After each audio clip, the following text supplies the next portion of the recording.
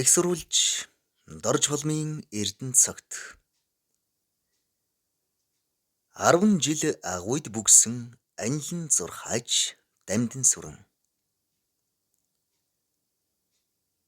10 жилийн турш агуйд бүгсэн анилан зурхаач дамдин сүрэн нь 1901 онд Завхан аймгийн Одхон сумын нутаг Чулуутын голын эх Улаан толгой гэдэг газар Малчин ард Доржийн 3 дугаар хөвөн болон мэндэлж Цагаан хайрхан сумын нутагт өсөж тойрнон аж төрж амьдарч байсан билээ.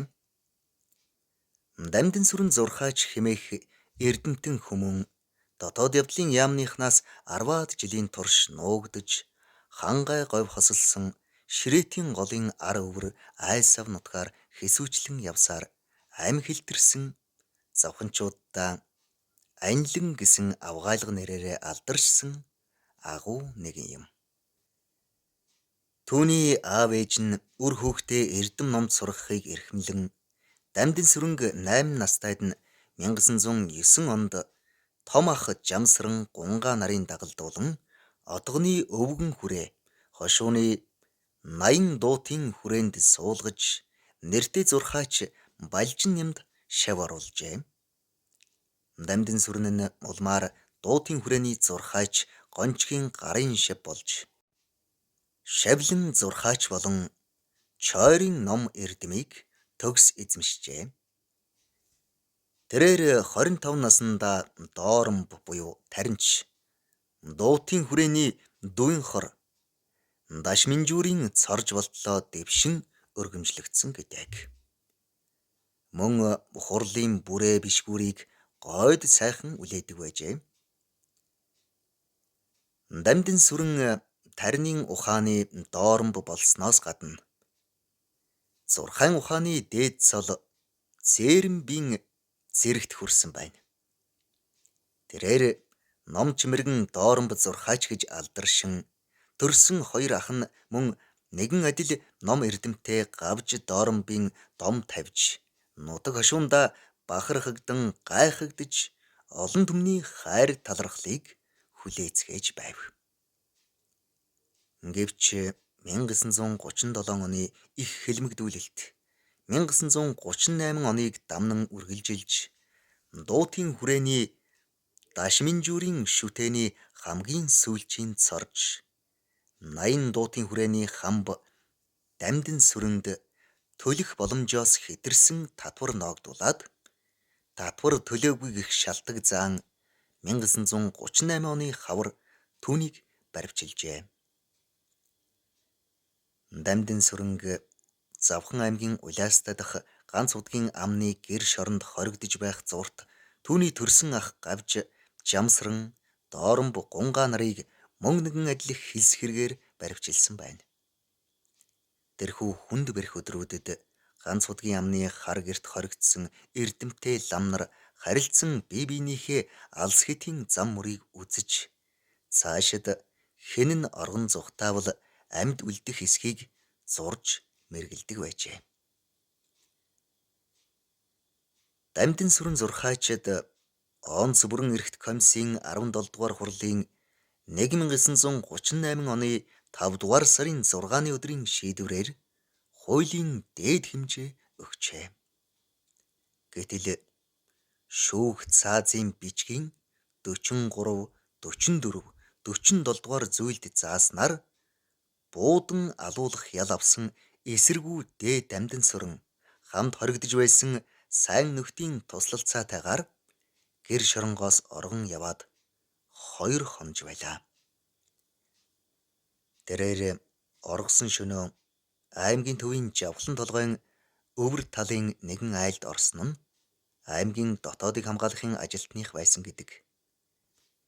Гэрийн эзэн өөрөө байгаагүй бөгөөд эхнэр нь олон хоног өлсөж ядарсан дээд Дамдин сүрэн зурхаачид хоол цай хийж өгснөөр улбаран замын хүнс, цай, давс, замбайн гурил, шар тус зэргийг зэхэж өгөн чигсдийн голын гүүр хүртэл үдэн гаргаж өгсөн байна. Тэрээр оргосныхоо дараа өдөр өндөр толгойн оройд гарч 2 хоног тэндээ бүгсэн бөгөөд төрж өссөн нутаг Цагаан хайрхан сумын зүг алхаж яваад аймгийн төвийн урд талын ганцын давааны оройд өөрийн мөшгөгчдтэй халз тулчихжээ. Тухайн үед баривчлах даалгавартай явсан хүмүүс хожимоо яах аргагүй л халз тулсан. Нэг хонхор газар суун тусаад залбирах шиг болсон. Тэгэд харагдах бараа үзэгдэх дүрсгүй алга болсон юм. Бид ч эхлээд гайхсан. Сүүлдээ ч айх сэтгэл төрж билээ хэмээн ярьсан байдаг. Харин Дамдын сүрэн зурхайч ачид багш минь авраарай гэд залбирэн сууж тэр хүмүүсийг өнгөрөөсөн юм. Баригдаагүй маань Дэлб багш юм л ач гэж ярьдаг байж. 1938 оны 5 дугаар сараас 10-аад жил Ширэтийн голын ар өвөр, Хэрэгстийн мод, Баян булгийн ар, Шажингийн мод, Хөшөөтийн бөөм мод, Хөшөөтийн баг салааны ой мод, Шажингийн энгэрийн дэл ханан, Хөхүсний ой, Баян булгийн 2 хисаа, Бөөргийн тавцан, Тахилгатын шугуй, Байшинтын ой, Сайхан дугуйн хясаа, Намагтайн жимгэрийн ой, Хангайн их нарийн ой, Мухар нарийн мод, Цагаан эргийн мод, Цэцэрлэгийн их гэлгарын ой, Баруун арцын ар, Нэвтийн цохио өвлжөөний хойд орой, ар нэвтийн элсний эхний ханан, ар нэвтийн хойд оройны улаан ханан зэрэг хамгийн бартаат уул хадтай газар агуйд мянган зовлон түн бэрхшээлийг даван туулж ганц биеэр амьдарчээ. Ингээд 1946 оны 100 Дашбилжээ нарын хот айл цагаан харихны Шажингийн энгэрийн бэлд голын захад зусж байхад хот айлд цүнх үүрч гар бүү зүүсэн дотоодыг хамгаалахын 2 ажилтан ирээд цай ууж байхад нь тэдгээр ажилтны баривчлах ёстой Дамдын сүрэн зурхайч өөрөө тэр гэрт ороод иржээ. Ингээд хүмүүстэй мэдлэн цай ууж аваад Дашбилжээгийнхээс морь гаргуулan унж нөгөө хоёрт баривчлагдсан хамт явсан байна. Гэсэн ч тэр зун өргөн ширээтэд шүүн таслах хурал болж Дамдын сүрэн зурхайчийг суллан тавьсан болохыг цугларсан олонд мэдэгдсэн байна. Мөн дээд шүүхийн цэргийн комиссийн 1992 оны 9-р сарын 8-ны өдрийн 161-р магадлалаар Дамдын сүрэн бүр мөсөн цагаатсан билээ. 1964 онд Америкт сууж байсан Дэлб хотогт Жамсран жав Монголч эрдэмтэн О. Латиморыг манай улсыг зорихт нь Дээд Дамдын сүрэн зурхайчид тусгайлан захиа илгээснийг нам төр нийгмийн аюулаас хамгаалах яамны хатуу хяналтын дор О. Латимор гуай завхан руу тусгай онгоц хөлөглөн ирж Дамдын сүрэн зурхайчид багшийнхан захидлыг өөрийн биеэр хүргэж өгсөн гэдэг.